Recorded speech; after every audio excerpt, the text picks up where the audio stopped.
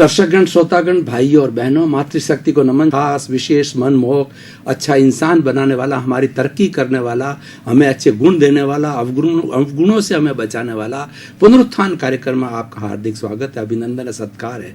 पुनरुत्थान के माध्यम से व्यक्ति में परिवर्तन आ रहा है। क्यों कि इसके अंदर जो प्रतिदिन जो नए नए विषयों के साथ के अंदर विवेचन किया जाता है, तो इसी क्रम में आज हम एक ऐसे विषय को लेकर के प्रवेश कर रहे हैं जो कि हमारे समाज का एक प्रतीक है। तो आज का विषय है माता पिता संसार के भगवान। भाई और बहनों, इतना सुंदर विषय है कि इस सुंदर विषय के ऊपर घंटों घंटों बोला जा सकता है। माता पिता, माँ कहते ही जो है मुंह भर जाता है आनंद से, प्रेम से, शांति से, सुकून से। माँ शब्द जो ही हम बोलते हैं तो हमारे रोम रोम के अंदर आनंद की अनुभूति होती है। क्यों कि माँ हमें संसार दिखाती है, संसार में लाने वाली माँ है, और संसार के अंदर माँ का स्थान भगवान भी नहीं ले सकता है। माँ बच्चे की पहली पाठशाला है, और ऐसा कहा जाता है जननी जन्मभूमिश्च स्वर्गदा गर्यशी। जननी और जन्मभूमि स्वर्ग से बढ़कर के होती है। माँ कभी भी किसी भी संतान का अहित नहीं चाहती है, चाहे संतान सपूत है, चाहे संतान कपूत है, चाहे संतान बीमार है, चाहे संतान मंद बुद्धि की है, उसकी हमेशा सेवा करेगी और उसका हमेशा हित चाहेगी। ईश्वर ने माँ को एक भगवान का रूप दिया है, और जिस घर के अंदर माँ बाप होते हैं वो लोग बहुत किस्मत वाले होते हैं, और जो अपने घर में माँ बाप को रखते हैं उन पर 33 करोड़ देवी देवता खुश रहते हैं। यत्र नारी पूज्यन्ते तत्र देवता रमन्ते। जहाँ पर नारी का सम्मान किया जाता है वहाँ देवता रमण करते हैं, वहाँ देवता निवास करते हैं। तो नारी हमारी भारतीय संस्कृति में पूजनीय है, वह वंदनीय है, और उसको बहुत उच्च दर्जा दिया गया है। क्योंकि मनुष्य और पुरुष के अंदर सबसे बड़ा भेद क्या है कि मादा यानी नारी है वही संतान दे सकती है, पुरुष संतान नहीं दे सकता। हालांकि पुरुष का सहयोग होता है, लेकिन 9 महीने बच्चे को पेट में कौन रखती है? माँ रखती है। माँ अपना खून पिलाती है, और माँ 9 महीने तक अपनी पेट के अंदर उसको धारण करके और उसका पालन पोषण करती है, और उसको संस्कार बच्चे को जो है जन्म में दे दिए जाते हैं। भगवान महावीर का एक मैं प्रसंग बताना चाहता हूँ। बहुत ही सुंदर प्रसंग है कि भगवान महावीर ईश्वर बनने वाले थे, तीर्थंकर बनने वाले थे। हर तीर्थंकर अपने जन्म के समय जब माँ के गर्भ के अंदर आता है तो 3 ज्ञान लेके आता है, मति ज्ञान, श्रुत ज्ञान, अवधि ज्ञान। इस ज्ञान की व्याख्या मैं नहीं जाऊंगा क्योंकि आज का विषय नहीं है। और जब वो दीक्षा ग्रहण करते हैं तीर्थंकर तो चौथा मन पर्यव ज्ञान हो जाते हैं, और जब केवली बनते हैं तो उनको केवल ज्ञान हो जाता है, वो ईश्वर बन जाते हैं। संपूर्ण विश्व की कोई भी वस्तु, चाहे जड़ हो चाहे चेतन हो, उसके कोई पर्याय जो उनके ध्यान में नहीं रहते उनको साक्षात देखते हैं। तो महावीर ने जब त्रिशला माँ के गर्भ के अंदर जन्म लिया, अब देखिए उसका कैसा प्रसंग आता है कि माँ के गर्भ के अंदर तो बच्चा हिलता डुलता है तो माँ को आह्लाद होता है, गुदगुदी होती है, उसको प्रसन्नता होती है। देखिए कितना बड़ा एक साइंटिफिक ईश्वर ने बनाया है कि माँ जब जो पेट के अंदर संतान होने से उसको कितनी कितनी खुशी होती है, शब्दों में व्याख्या नहीं की जा सकती है। लेकिन महावीर ने ये देखा कि मैं मेरी माँ के गर्भ के अंदर हिलता डुलता हूँ तो माँ को कितनी तकलीफ होगी। अब देखिए जिस के अंदर बच्चा हिलने डुलने लगा तो त्रिशला माँ ने अपने पति सिद्धार्थ को कहा, राजा सिद्धार्थ को कहा, ये जो है नालंदा के अपने वैशाली के राजा थे, कि आप पूरे जो है वो अपने शहर के अंदर जो है वो शहनाइयाँ बजाओ, खुशी की बात करो। लेकिन जब महावीर ने देखा कि मैं हिलता डुलता हूं, माँ को कितनी तकलीफ होती, तो उन्होंने हिलना डुलना बंद कर दिया, बिल्कुल एकदम स्थिर हो गए, मूर्तिवत हो गए। माँ ने देखा मेरे गर्भ को क्या हुआ, कहीं मेरा गर्भ जो है, उन्होंने अशुभ चिंतन जारू किया, गर्भ को क्या हुआ, उसको चिंता करने लगी। और उन्होंने फिर जो सिद्धार्थ को कहलाया कि पूरी जो है शहनाइयाँ वगैरह, जो खुशी का माहौल है उसको रोक दो। तो वो तो क्या अवधि ज्ञानी थे, भगवान ने देखा अरे ये क्या हुआ, उल्टा हो गया, खुशी की जगह जो है वहां पर जो है वो पूरा माहौल ही बदल गया।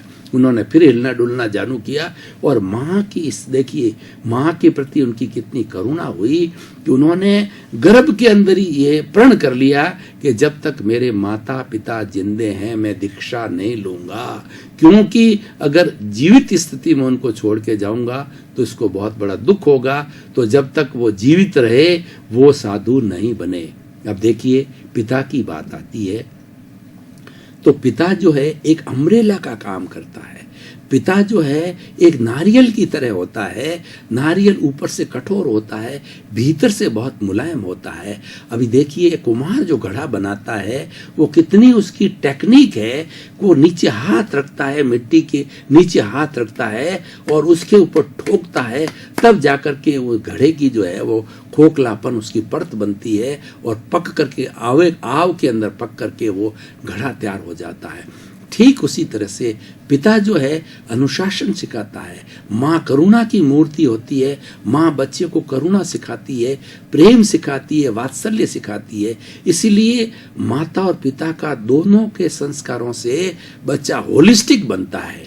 एक तरफ तो करुणा तो बहुत ही शालीनता की बात होती है और एक तरफ कठोरता की बात होती है, वह अनुशासन होता है। कई बार अनुशासन करना पड़ता है, अनुशासन कठोर निर्णय भी लेने होते हैं। तो दोनों माता पिता से सीखता है, तो दोनों का रोल जो है बराबर है, कम रोल नहीं है। माँ तो देखिए संसार दिखाती है, इसलिए उसका तो रोल बड़ा ही है, पूजनीय ही है, लेकिन पिता का रोल भी कम नहीं है। पिता भरण पोषण करता है कि वो सारी व्यवस्था करता है कि बच्चों को कैसे सुख मिले। और माँ के लिए देखिए बच्चा जो है वो बचपन के होता है, टॉयलेट करता है, पेशाब करता है और उस ठंडे के अंदर माता गंदगी में माँ सोती है रात्रि के अंदर और बच्चे को सूखे के अंदर सुलाती है। इसीलिए कहा गया है कि माता पिता के जो है पैरों का पानी प्रक्षालन करके उसकी संतान रोज पिए, जीवन भर पिए, तभी वो ऋण से उऋण नहीं हो सकते। अब देखिए भगवान अपने आप माता पिता भगवान हो गए कि नहीं, क्योंकि हमको सबसे अच्छा बनाने वाला, हमको अच्छा व्यक्तित्व देने वाला, हमको संसार में सुख देने वाला कौन व्यक्ति होता है, वो माता पिता हो गया। इसीलिए माता पिता को संसार का भगवान कहा जाता है और वास्तव में उनका स्थान भगवान का ही होता है। भाइयों और बहनों दर्शक गण में इस इतने सुंदर विषय के ऊपर घंटों घंटों बात करता हूँ तो मुझे भी बहुत आह्लाद की अनुभूति होती है और आपको तो निश्चित होगी, क्योंकि जब वक्ता को आनंद की उत्पत्ति होती है तो निश्चित रूप से उसके विचारों का इतना प्रभाव पड़ता है कि श्रोता है वो अवश्य ही आनंदित होता है, क्योंकि ये वक्ता और श्रोता का तारतम्य होता है। जब दोनों का तारतम्य तार जुड़ जाता है तो वो एक मेघ हो जाते हैं, एकाकार हो जाते हैं। इसको एकाकार बोला जाता है, तादात्म्य बोला जाता है इसको। तो इस तरीके से बंधुओं मैं आपको एक उदाहरण के तौर पे बताना चाहता हूँ। ब्रह्मा विष्णु महेश, हमारे ब्रह्मा जी जो है वो इस संसार का जो है पूरा लेखा जोखा रखते हैं और वो संसार का निर्माण करते हैं, और विष्णु हैं भरण पोषण करते हैं, पालन पोषण करते हैं, और महेश जो है वो दोनों काम करते हैं, व्यक्ति को प्रोत्साहन भी देते हैं। उसका शिव का मतलब कल्याण भी करते हैं। लेकिन अभी अनुशासन की बात जो मैंने कही है तो वह व्यक्ति को जो है दंड भी देते हैं। यानी दोनों तरह की क्वालिटी है शिव के अंदर, कल्याण की भी है और पनिशमेंट की है। तो ऐसी क्वालिटी, ये डुअल क्वालिटी है और ये होलिस्टिक क्वालिटी है। तो ये क्वालिटी वाले शिव है, शिव भगवान है। शिव भगवान की पत्नी का नाम माँ पार्वती, जिसको दुर्गा कहा जाता है। उनके 2 संतान थी, एक तो कार्तिकेय था, छोटा था, और गणेश जी जो है वो बड़े थे। अब उन्होंने इस बात की परीक्षा करने के लिए कि मेरे 2 पुत्रों के अंदर पुत्र समझदार कौन सा है, होशियार ज्यादा कौन सा है, मेधावी ज्यादा कौन सा, इंट्यूशनल ज्यादा कौन सा है, पंडित कौन सा है, मतलब हमारी सेवा करने वाला कौन सा है। तो उसकी परीक्षा करने के लिए दोनों पुत्रों को जो है उन्होंने ये कहा कि तुम पूरे इस सृष्टि का भ्रमण करके आओ, जो प्रथम आएगा हमारे जो है चरण स्पर्श प्रथम करेगा घूम करके, वो प्रथम घोषित किया जाएगा। अब देखिए कि गणेश जी का जो वाहन था वह तो जो है वो मूषक था, चूहा था। गणेश जी खुद भारी और चूहा बहुत छोटा, और कार्तिकेय पतले थे, और उनका तेज हेलीकॉप्टर की या कहना चाहिए प्लेन की रफ्तार से उड़ने वाला गुरुड़ जो उनका वाहन था। और भगवान जो है वो शिव का स्वयं का वाहन नाग देवता थे, और उस तरह और माता शिव का जो दुर्गा का जो है वाहन सिंह, हर एक का अपना अपना वाहन था। तो अब देखिए कि दोनों को कहा गया, दोनों चले गए। कार्तिकेय तो तुरंत जो है वो फास्ट स्पीड से निकले विश्व भ्रमण करने के लिए। अब गणेश जी ने एक तरकीब निकाली। उन्होंने क्या किया कि मूषक पर बैठ करके अपने माता पिता जो विराजमान थे उनके 5-7 परिक्रमा करके और उनके चरणों में आकर के बैठ गए। अब कार्तिकेय थोड़ी देर के बाद में काफी लेट आए, तो भगवान शिव ने कहा कि गणेश तो पहले ही आ चुका। तो गणेश जी को वरदान दिया कि जब कभी भी इस विश्व के अंदर कोई भी मांगलिक कार्य होगा तो तुम्हारी सब पूजा सबसे पहले की जाएगी। श्री गणेशाय नमः। सबसे पहले हम कोई भी मांगलिक कार्य करते हैं, चाहे हमारा दुकान का हो, चाहे मकान का हो, चाहे नए कार्य का हो, चाहे बिजनेस का हो, सबसे पहले गणेश जी की पूजा की जाती है। श्री गणेशाय नमः। तो इस तरीके से उनको इतना वरदान क्यों मिला? अब देखिए यहाँ बड़ा साइंटिफिक रीजन अपने सामने आता है कि उन्होंने माता पिता को ही अपना संसार मान लिया कि मेरे संसार के जो भगवान हैं माता पिता ही है, तो उनका राउंड निकाल लिया, यानी वो विश्व भ्रमण हो गया। देखिए कितनी बड़ी बात है जो कि मेरे इस विषय के ऊपर सटीक बैठती है कि माता पिता संसार के भगवान हैं। इसलिए भाइयों और बहनों, हमारी भारतीय संस्कृति को जो है आप अपनाएं और अपने माँ बाप को बिल्कुल कष्ट न हो ऐसा कार्य करें। और ख़ास तौर से जब वो निर्बल हो जाते हैं, जब वो बूढ़े हो जाते हैं, जब वो अस्वस्थ हो जाते हैं, तो उनको किसी तरह का तकलीफ नहीं देनी चाहिए। उनके पास बैठ के बातचीत करनी चाहिए, उनको चित्त समाधि देना चाहिए कि किस तरीके से उनके जीवन में प्रसन्नता रहे। क्यों ज़्यादा घूम फिरते नहीं सकते, कई माता पिता को दिखाई नहीं देता है, किसी को सुनाई नहीं देता है, किसी को ऐसी बीमारी हो जाती है लकवायत इत्यादि, तो घूम फिर नहीं सकते। कई तो ऐसे कोमा में भी चले जाते हैं कि टॉयलेट वगैरह उनको भान नहीं होता, भीतर ही करने लग जाते हैं। तो भाई और बहनों, दर्शकगण, श्रोतागण, इस सुंदर विषय के माध्यम में मैं आपको अपील के साथ कहना चाहता हूं कि अपने माता पिता को कभी दुख मत देना। जो माता पिता को दुख देता है वो जीवन के अंदर कभी भी सफल नहीं हो सकता। ये हमारे सभी भारतीय जो हमारे बड़े बड़े स्क्रिप्चर हैं, हमारे बड़े बड़े ग्रंथ हैं, सबके अंदर यही लिखा गया है। और माँ के ऊपर तो इतनी इतनी कविताएं, इतने इतने लेख और इतने इतने ग्रंथ लिखे गए हैं। मैं भी आपको घंटों घंटों पर इसके बारे में मैं बताना चाहता हूँ। तो आजकल हमारे समाज में क्या हो रहा है? आज हमारे समाज में बहुत बुराई आ गई है। आज हर व्यक्ति इगोस्टिक हो गया है, हर व्यक्ति सेल्फ सेंटर्ड हो गया है कि उसको, बच्चे को तो बचपन के अंदर माता पिता पर आश्रित होता है, तो वो तो माता पिता आश्रित है तो वो तो हमेशा अच्छे लगेंगे ही। अच्छे क्या, वो पालन पोषण ही वही करता है, वो समझता ही नहीं कुछ। जब बच्चा युवा हो जाता है तो माता पिता उसकी अच्छी लड़की के साथ शादी करते हैं। शादी करने के बाद के अंदर क्या होता है, ये बड़ी समझने की बात होती है। तो धीरे धीरे देखिए कि जो अपनी पत्नी आती है वो दूसरे घर से आती है, लेकिन दोनों के बीच में ऐसा सामंजस्य होना चाहिए पति पत्नी के बीच के अंदर कि माता पिता की दोनों सेवा करें। वो भी किसी माता पिता को छोड़ करके नए माता पिता के पास आई है, यानी जिसने जन्म दिया है और अब जिस घर में ससुराल में आई है, दोनों को एक समझना चाहिए, आने वाली को भी, नारी को भी एक समझना चाहिए। इसीलिए कहा गया कि नारी दोनों घर को दीपाती है।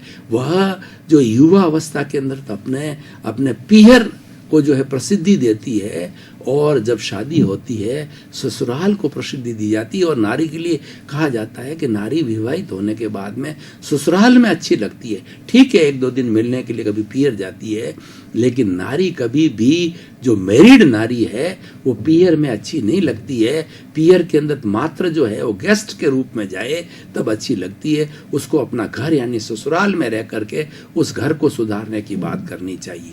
तो देखिए आजकल क्या हो रहा है कि माता पिता की बहुत दुर्गति हो रही है। आजकल क्या है कि कोई भी माता पिता नौकरी करते हैं, जब उनको रिटायरमेंट हो जाता है तो बेटे फुसला करके सारा पैसा ले लेते हैं और उनको ये कमिटमेंट कराते हैं कि पिताजी हम आपको लौटा देंगे। पर जब माता पिता को आवश्यकता पड़ती है स्वास्थ्य के लिए, भरण पोषण के लिए, या उनको जो है, देखिए एक जो है, जब आदमी सीनियर सिटीजन हो जाता, बुजुर्ग होता है, तब उसको अगले जन्म की दिखती है तो कुछ दान पुण्य भी करना चाहता है। तो दान पुण्य करने के लिए पैसे की आवश्यकता होती है, यानी उसके सारे रास्ते बंद हो जाते हैं, उसकी मन की बात मन में ही रह जाती है। पहले तो उसने ख्वाब देखा कि मेरे बच्चे बड़े हो जाएंगे, इनको पाल दूं, पोस दूं, अच्छा पढ़ा लूं, अच्छी शादी कर दूं, पैरों पर खड़ा कर दूं। अब पैरों पर तो खड़ा कर दिया, लेकिन धीरे धीरे उनके सपने जो है धूमिल होते जाते हैं। सपना रह जाता है, उनकी खुद की जो भरण पोषण का ही पता नहीं चलता है, और जिनके पेंशन नहीं आती है, जो ऐसे किस्से आजकल आ रहे हैं कि माता पिता की कोई केयर नहीं होती है और माता पिता को मजबूर होकर घर छोड़ना पड़ता है।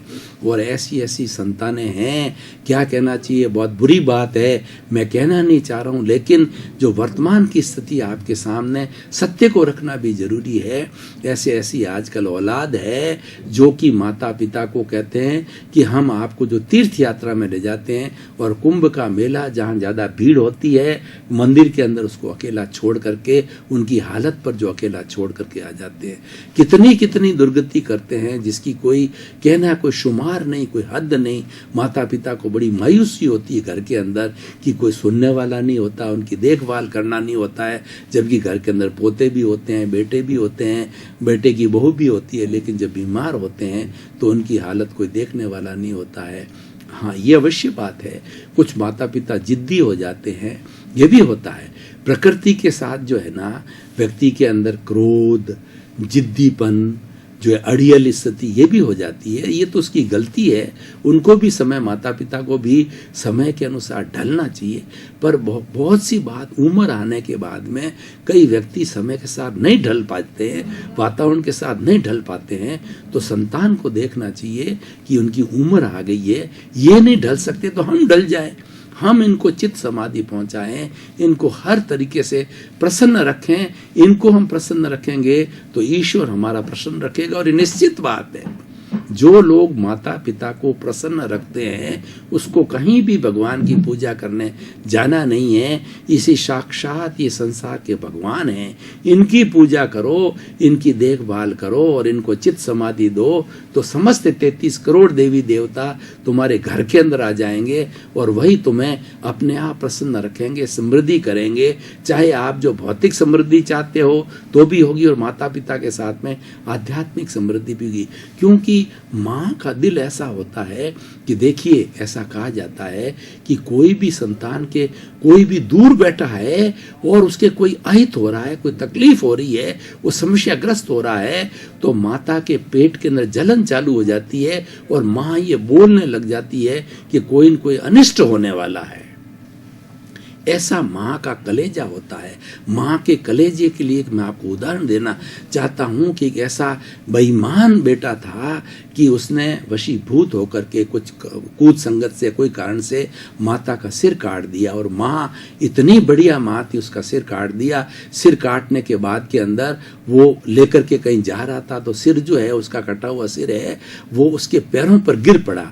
तो माँ, वो उसका सिर बोलता है माँ का कि बेटा तेरे पैरों के लगी तो नहीं। देखिए कितनी बड़ी माता पिता की सोच और कितना बड़ा संतान की भाई और बहनों, दर्शकगण, श्रोतागण।